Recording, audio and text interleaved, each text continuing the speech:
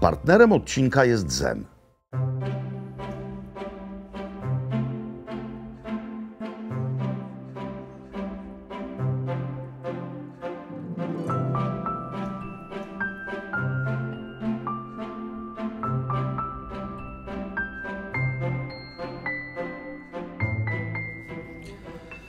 Dzień dobry, szanowni państwo. Kamera nie kłamie. To jest widok, którego z żadnym innym w kraju naszym, a i na świecie całym pomylić niemal nie można. Jestem w Krakowie. I zanim przejdziemy do właściwej narracji, do czegoś, co naprawdę nas dzisiaj będzie interesować, chciałbym zacząć od konstatacji, która nie każdemu może wydać się oczywista. No, Kraków to wspaniałe miasto. Wielkie miasto jak na nasze warunki. Dzisiaj drugie co do wielkości miasto w Polsce. Pełne historycznych skarbów. I oczywiście historyczne skarby zawsze tutaj były. Ale były też czasy, kiedy Kraków wcale nie był wielki i wcale nie był aż tak bardzo wspaniały. I to jest właśnie ta konstatacja, którą za chwilę rozwinę.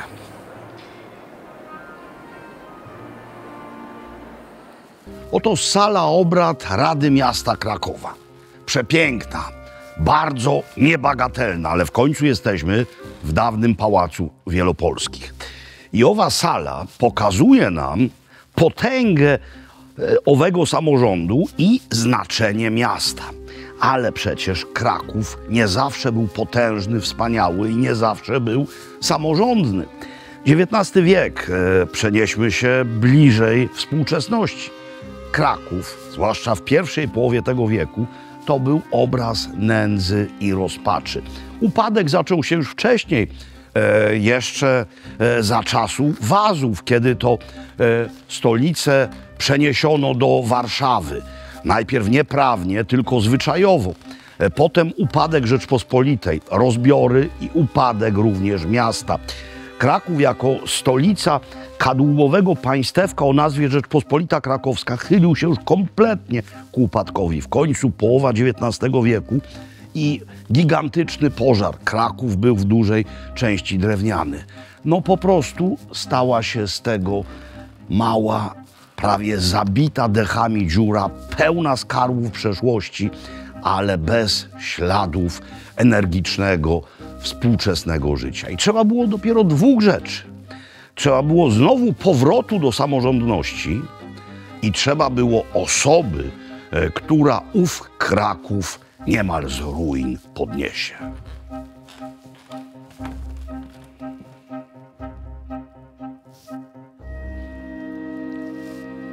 Na początku drugiej połowy XIX wieku Cesarstwo Habsburskie zaczyna się reformować. Na początku to był jeden z najstroższych zaborców, ale w roku 1867 powstają Austro-Węgry, a wcześniej, rok wcześniej, kraje koronne otrzymują autonomię, własne szkolnictwo i możliwość rozwoju własnego samorządu. Kraków otrzymuje możliwość wyboru prezydenta przez Radę Miejską. Pierwszego prezydenta doby autonomicznej, bo tak się ten okres w dziejach miasta nazywa. I owym prezydentem zostaje dzięki niebiosom postać niezwykła. Zostaje Józef Dietl. Z urodzenia Austriak, Polak i lokalny patriota z wyboru.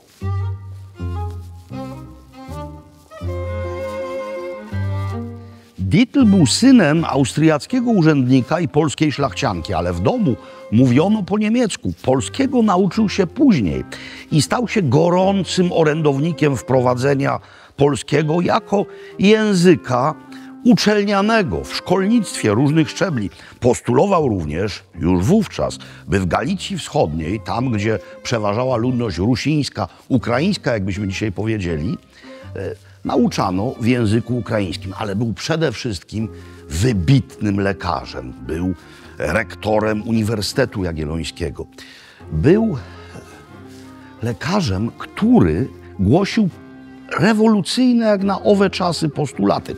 Jastrzębskim walczył z tak zwanym plika polonika, czyli kołtunem polskim. Wiecie, włościanie, często niepiśmienni, pozbawieni opieki medycznej, mieli takie skołtunione włosy, których nigdy nie myli. Kazał to obcinać. Postulował, by ludzi chorujących na różne choroby umieszczać w osobnych pomieszczeniach, w zależności od tego, na co cierpią, żeby, nie wiem, gruźlica nie mieszała się w jednym pomieszczeniu, na przykład z tyfusem. No w ogóle był niezwykle postępowym człowiekiem, ale zrobił coś jeszcze. Otóż sklasyfikował jako pierwszy źródła lecznicze i uzdrowiskowe wody. Był twórcą polskiej balneologii. Jeżdżenie do wód w XIX wieku było niezwykle modne, ale ludzie jeździli za granicę. On przyczynił się do tego, że tutaj właśnie, w Galicji, w Małopolsce rozkwitły uzdrowiska. Oddajemy mu w Krakowie cześć do dzisiaj, nie tylko tu w magistracie. To jest jego portret, to jest jego oryginalny fotel, który specjalnie dla pierwszego prezydenta doby autonomicznej był wykonany.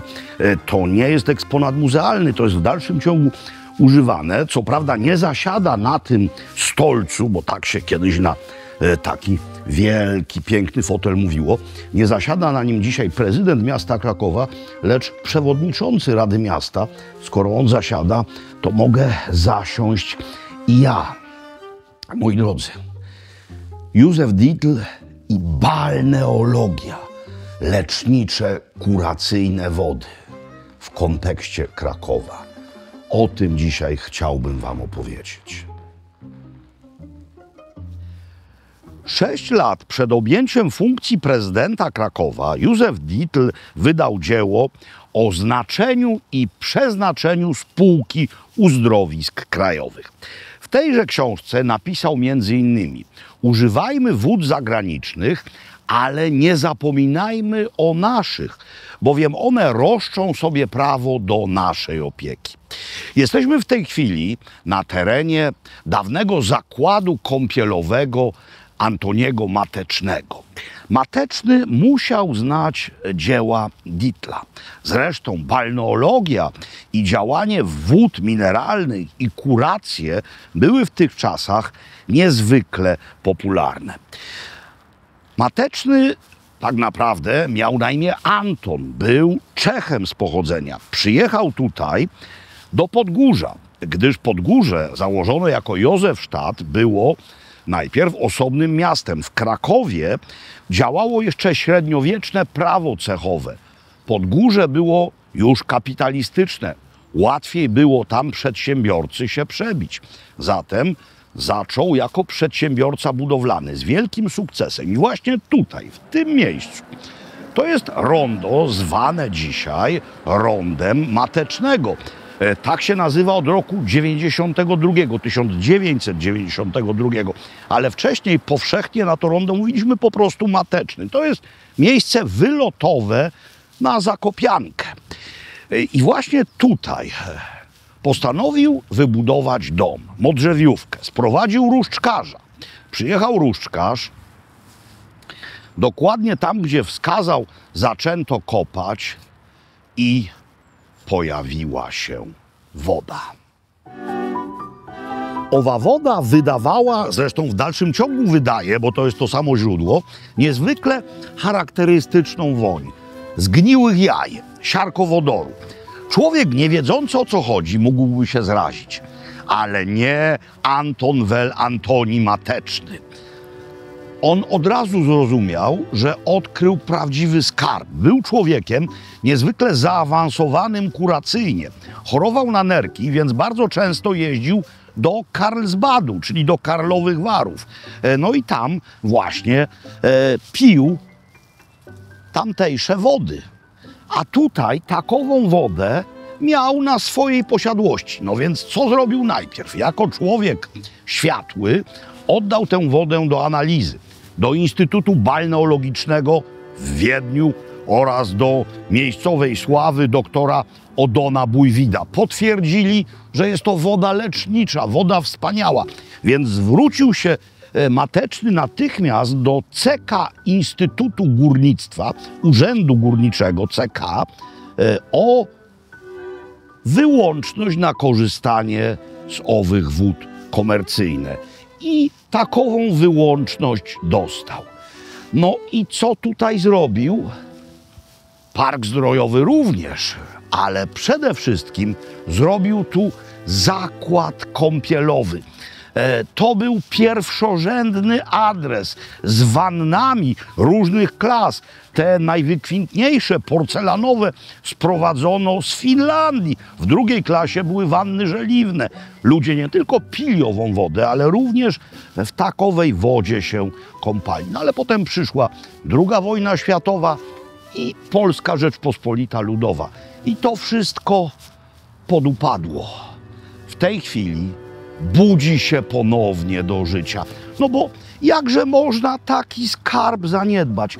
Ta woda cały czas tutaj jest. Ta woda bije. Zresztą, jakżeby można było jej nie spróbować?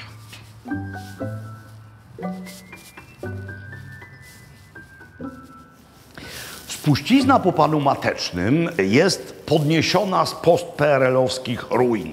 Jest to w tej chwili krakowska pijalnia zdrojowa.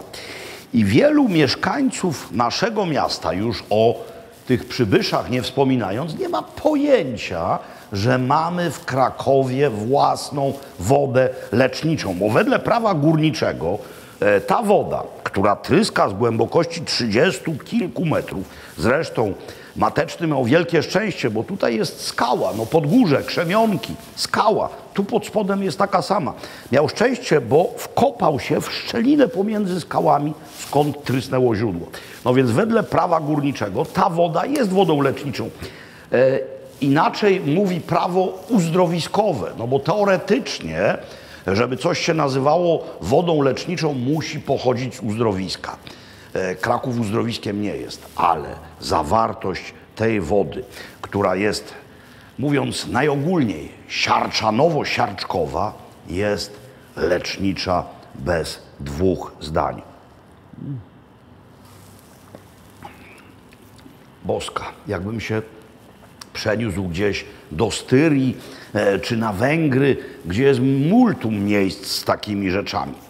W tej chwili mamy tutaj tylko przywróconą funkcję pijalni zdrojowej, ale są plany, by zrobić tutaj również kąpiele, tak jak w czasach Matecznego. No i no w ogóle park.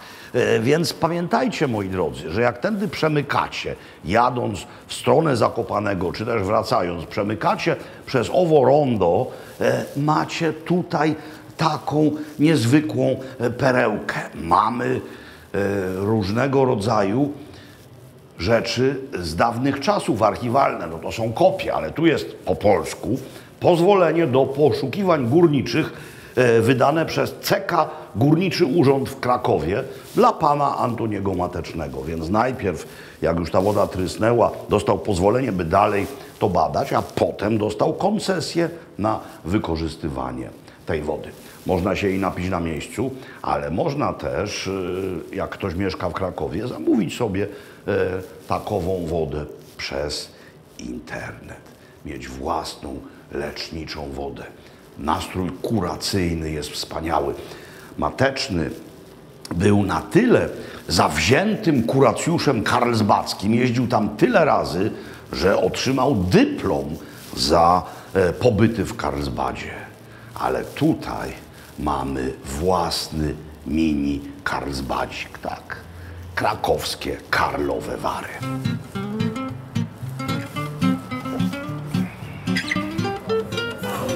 W czasach PRL-u w Parku Zdrojowym wybudowano rozlewnię wody mineralnej miejscowej, która wtedy nazywała się Krakowianka. Teraz nazywa się tak jak należy. No jest to po prostu woda Mateczna. I w miejscu, gdzie ową wodę rozlewano, działa dzisiaj lokal o nazwie Manufaktura Pieroga. Osiedla w pobliżu, park, dużo ludzi. Jest weekend. No i pierogów multum. Zresztą nie tylko one. Robią tutaj też świeże makarony. pierogów multum, bardzo różne, niektóre wymyślę, na przykład z guanciale i ricottą, ale wszedłem w klasykę. No, zresztą wszystkie są opisane, no bo pierogi z zewnątrz wyglądają tak samo. Te są z cielęciną i borowikami, to jest jedyna rzecz nieklasyczna, no ale tutaj już, zobaczcie, z kapustą kiszoną i grzybami, a te, zwłaszcza te mnie kręcą bardzo, gdyż są z bryndzą. Ciasto jest takie samo, więc zacznijmy od sprawdzenia ciasta, bo ciasto w pierogach jest najważniejsze.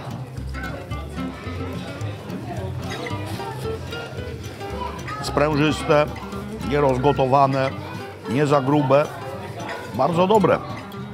Farsz również. Bryndza, zrumieniona cebula w środku i skwary. Super pierogi. A te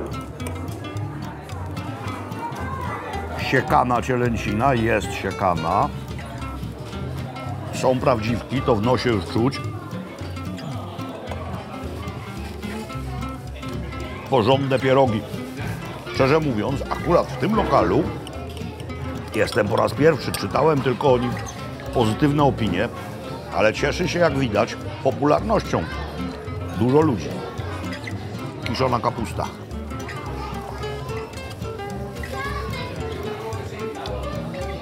Porządne pierogi.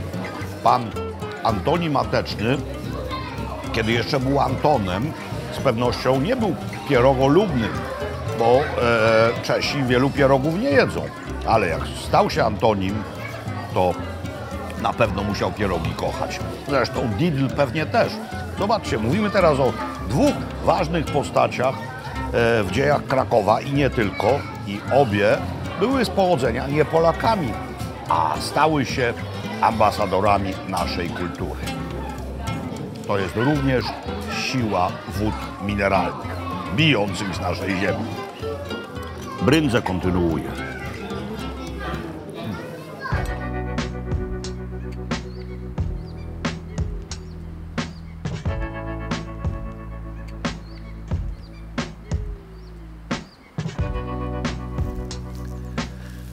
Grzeje właśnie swoje niezbyt blade, co prawda, lico w promieniach wiosennego słońca, a jestem w parku w Sfoszowicach, parku, który budzi się do życia, jak to na wiosnę bywa. Mówiłem, że tematem dzisiejszego odcinka jest krakowska kuracyjność, więc nie sam park jest tutaj tematem, bo musicie wiedzieć, jaki to jest park. Jest to mianowicie park zdrojowy, park uzdrowiskowy. Sfoszowice są administracyjną częścią Krakowa i są uzdrowiskiem. I to jest właśnie przepiękny, zabytkowy park, który należy do owego uzdrowiska. O co tutaj historycznie chodziło? Ano chodziło o to, że wydobywano tutaj od czasów średniowiecza siarkę. No i pojawiła się woda. Woda o niezwykłych właściwościach leczniczych.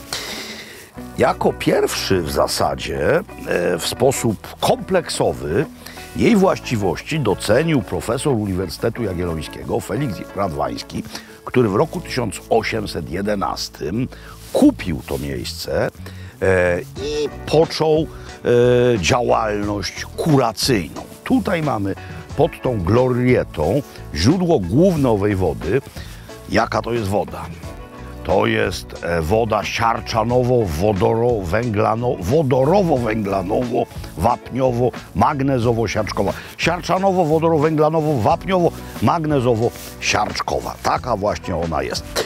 Po tymże dżentelmenie, profesorze, miejscem zainteresował się kto? Wspominany dzisiaj jakże często Didl, jego spółka uzdrowisk krajowych. Kupiła owo miejsce i nadała tym budynkom do dzisiaj istniejącą formę szwajcarską. A Didl pisał, że uzdrowisko w Sfoszowicach ma szansę być najważniejszym uzdrowiskiem w kraju całym, czyli w całej Galicji. I co więcej, moi drodzy, to uzdrowisko w dalszym ciągu działa. Jak widzicie, nie jestem już w parku, ale w wannie, lecz chciałbym jeszcze do owego parku nawiązać. Jednym z pierwszych gości Radwańskiego był tutaj Julian Ursyn-Niemcewicz, który rozsławił Sfoszowice niezwykle, ale napisał: miejsce wspaniałe, wody genialne, tylko cienia nie ma. No i wtedy właśnie zaczęto ów park, dzisiaj zabytkowy, sadzić. Wracając do wód, ich się nie pije, one służą do kąpieli. I są to drugie w Polsce po wodach z Solca-Zdroju. Są to drugie wody, jeśli chodzi o zawartość owych związków siarki. Niezwykle zdrowa kąpiel, zapach cudowny, siarkowodorowy, zgniłe jaja w powietrzu, a związki siarki przenikają przez skórę i są wspaniałe na różnego rodzaju urazy, choroby reumatyczne, choroby skórne, łuszczyca, atopowe zapalenie skóry, trądziki wszelakie z młodzieńczym na czele, na uszkodzenia kostne również. No po prostu cudo, 15 minut, góra, można w tym siedzieć. Oczywiście bez gaci. Ja jestem w gaciach, jakby Andrzejek przypadkiem pokazał mnie więcej, nie chcę wywoływać zgorszenia. I co ważne, nie wolno się energicznie po tym wycierać i nie wolno się przez parę godzin po tym myć. Chodzi o to, żeby te związki siarki miały kontakt ze skórą, by tam wnikały. Jeszcze jedna działalność ożywcza dla skóry, no to odmładza. Związki siarki właśnie działają odmładzająco. No i moi drodzy, no, Sfoszowice, uzdrowisko od dawna. Te wody cały czas biją, jest ich pod dostatkiem, a skala jest bardzo mała. Mogłyby tu być baseny z wodą termalną otwarte. To mogłoby być naprawdę kuracyjne miejsce, takie jak Mariańskie Łaźne, czy też Karlowe Wary, czy też, nie wiem, Diula na Węgrzech, Hajduso-Boslo nawet, choć wcale nie chciałbym, było tak ogromne.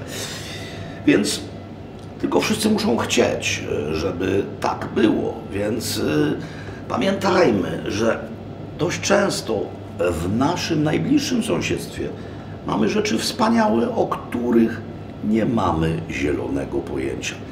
Jestem z Krakowa. Tu się urodziłem i przyznaję teraz z wielkim wstydem, pierwszy raz swoje smukłe ciało w wannie z owymi sfoszowickimi wodami moczę. Ale to się zmieni. Jeśli macie do mnie jakąś ważną sprawę, szukajcie mnie w jednej ze sfoszowickich wanien. Kącik partnerski. Partnerem tego odcinka, ale również stałym partnerem naszego kanału są karta i aplikacja Zen. Zen jest niezwykle użyteczny nie tylko podczas zagranicznych wojaży, kiedy to możemy wymieniać swoje pieniądze na wielką ilość innych walut, ale przydaje się bardzo również podczas zakupów w Polsce. Jeśli kupujemy coś kartą Zen, mamy tak zwane zenefity, a to między innymi tak zwane cashbacki, czyli zwrot części gotówki, czy też przedłużona gwarancja na sprzęt elektroniczny zakupiony przy pomocy tejże karty. Mamy również program o nazwie Zen Care. Jeśli podczas transakcji dojdzie do jakichś problemów ze sprzedawcą, to zespół Zen ów problem rozwiązuje.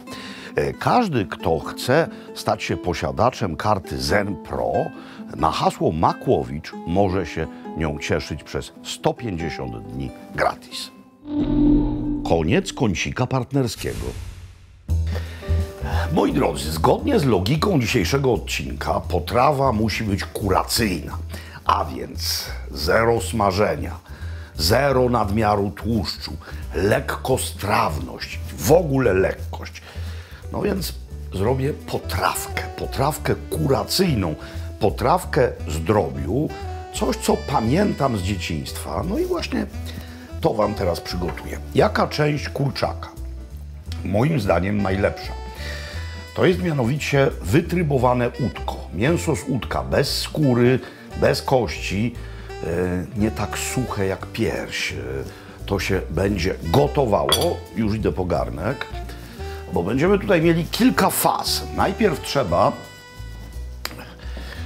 to mięso ugotować tak, by ono dało się rwać. I teraz do garnka wlewam białe wino, kieliszek białego wina, przyprawy, liście laurowe. Tutaj jesteśmy w naszej górskiej samotni i tutaj przez zimę przetrwał na zewnątrz wsadzony do ziemi krzaczek liścia laurowego, więc są świeże liście laurowe, nawet tu, w tym sroższym niż w Krakowie klimacie, więc jeśli macie balkon choćby, to kupcie sobie krzaczek świeżego lauru. To ma znacznie więcej aromatu niż liście laurowe suszone. Myślę, że odbije na wiosnę. Więc tylko liść laurowy i trochę ziela angielskiego. Mam tu jeszcze gałkę muszkatołową, ale ona będzie używana później. O, tu mi się listeczek zapodział. I teraz to się musi zagotować. Wtedy włożę do tego mięso. To wino za chwilę wyparuje, jego aromat zostaje. Będę całość podlewał bulionem jarzynowym z pasty. Porządnym, dobry skład. No i to na razie tyle.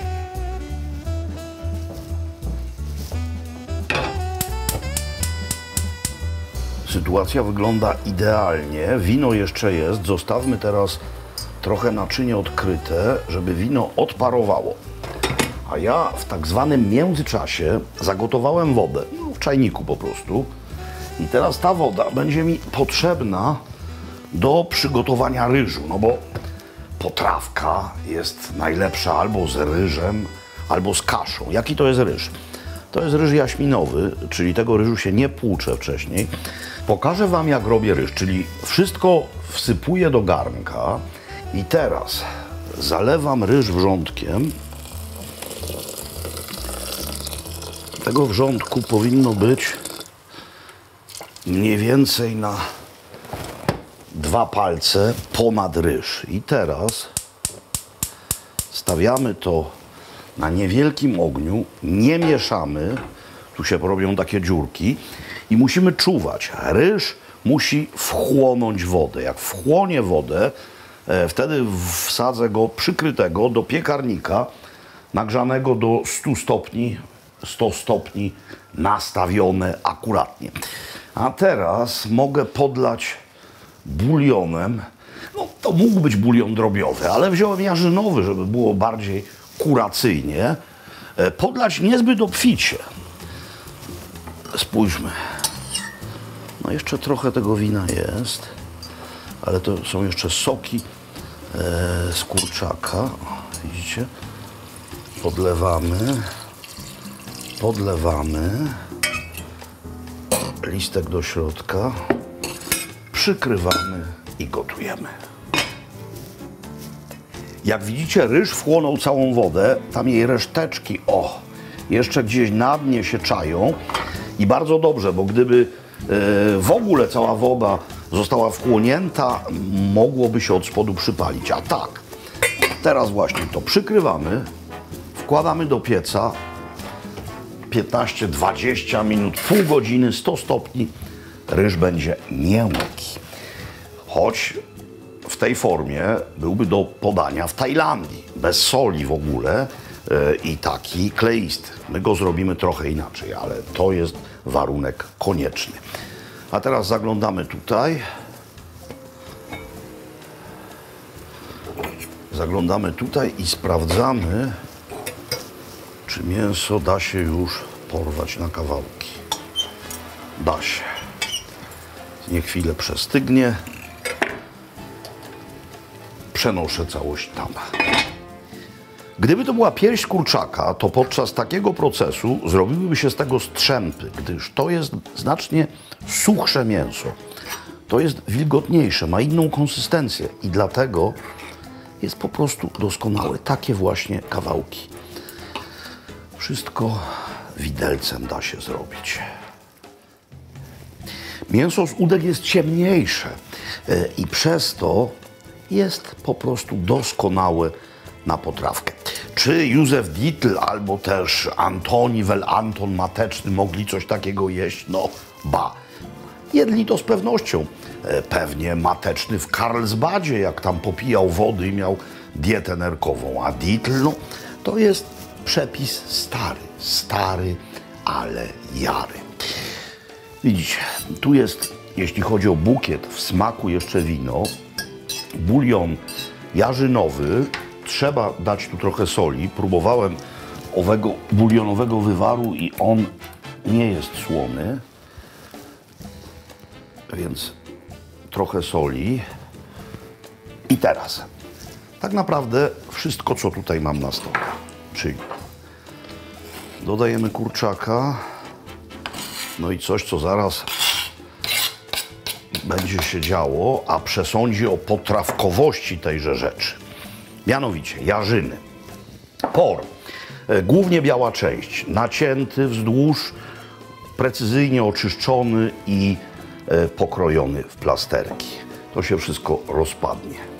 Dodajemy pora. Teraz trochę selera naciowego. To nie jest seler korzeniowy, drobna kosteczka.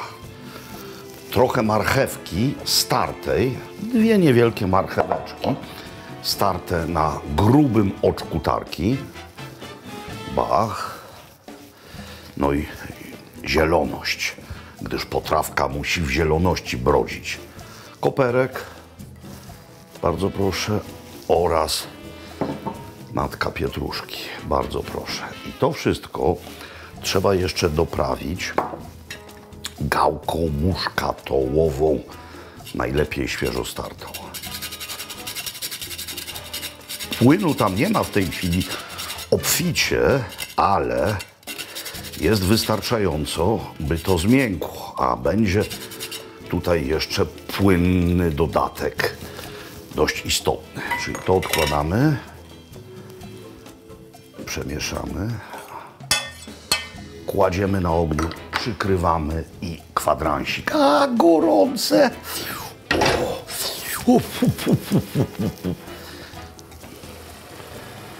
Wspaniale, nie za dużo płynu. Nie chodzi też o to, by z tych jarzyn zrobiła się papka, więc te 10-15 minut to jest naprawdę optymalny czas. Pieprz, oczywiście. Czy biały, czy czarny, to wedle waszego uznania. Nie mam tu białego, przyznam się. Dodałbym białego pieprzu tu nieco, gdyż za chwilę będzie tutaj w środku biel. Mianowicie śmietanka. Śmietanka i z tą śmietanką niech to się jeszcze chwilę pogotuje. A na końcu będę tu dodawał żółtka wymieszane z sokiem z cytryny. Ryż wyjęty z pieca, na patelni rozgrzewa się masło, odrobina masła, potrawa dietetyczna. Jest para, jest zapach jaśminowego ryżu. No i jest, zobaczcie, jaki piękny, jaki cudowny ryż. I teraz właśnie trzeba go w odpowiedniej porcji przełożyć na patelnię, posolić odrobinę, gdyż jest w ogóle niesolony. To jest bardzo mały ogień, on sobie tutaj dojdzie. Tyle go wystarczy na razie. I zrobi się bardziej sypki, odparuje jeszcze. Sól za chwilę. Teraz potrawka. Wszystko idealnie. Śmietanka, gotowawszy się, dodatkowo zagęściła sos. A teraz trzeba wspomniane rzeczy do tego dodać, czyli żółtka, sok z 2 cytryn. Trzeba to wszystko wymieszać. No i teraz nie mogę tego wlać tam naraz, gdyż wówczas żółtka by się ścięły. Trzeba pod tym na razie wyłączyć w ogóle ogień i rzecz zahartować przed wlaniem, czyli stopniowo zmieniać tego temperaturę, mieszając. O tak. O tak. I pamiętajcie, że tak przygotowanej potrawki już potem nie można powtórnie zagotować. Można podgrzać, ale bez gotowania, gdyż wówczas żółtka się zetną. Dobrze, dobrze, dobrze, dobrze, dobrze, dobrze, dobrze, dobrze, dobrze. Dobrze. I poczekajmy jeszcze chwilę. Zaraz to wleję do środka. Na razie ryż. Robi się sypki. Odrobina soli. A tutaj z takiej domowej solniczki. To jest więcej niż odrobina, ale nie dodam całej. Tyle soli wystarczy. To odkładam na miejsce i robię to, co powinienem. Czyli ogień wyłączony. Mieszam i wlewam. Powoli, powoli, powoli, powoli. To zgęstnieje, nie ścinając się. To jest właśnie to. Przepiękny, wspaniały sos. A ryż za chwilę będzie gotów. Zaraz jemy.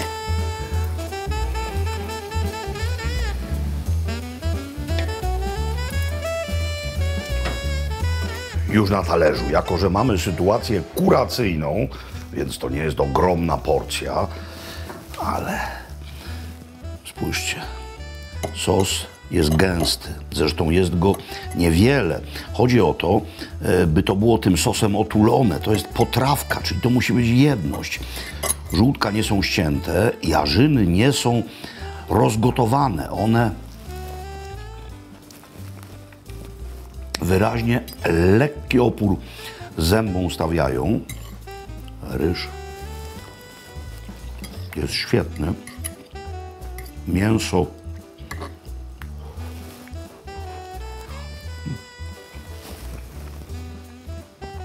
Mięso jest soczyste. Dietl i Mateczny byliby ze mnie dumni.